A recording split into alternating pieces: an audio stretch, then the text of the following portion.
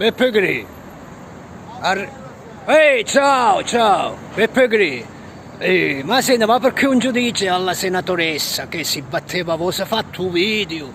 per l'archeologia la prima settimana del mese dopo avere come è, aveva fatto un video, poi si buttava la faccia e scomparire, dicillo alla senatricessa che qua ancora è chiusa, perché non rapa, perché non fa rapa, come se metto passamontagna, un vantaggio tu ora, un vantaggio, un passamontagna, io avvocato un passamontagna, Beppe Grillo, io sogno che non mi scangellasse dai macap, sì, che ti dissero, stai attento che quello prende il sopravvento, scangellalo,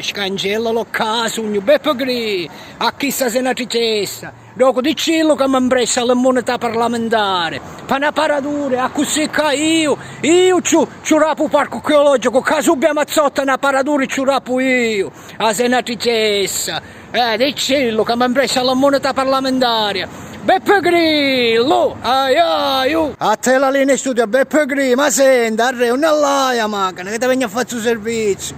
Per i cittadini che ne mettiamo passamontagna, ora ti mandai su passamontagna, io che là passamontagna, mi rubi pure le idee, Beppe Grillo!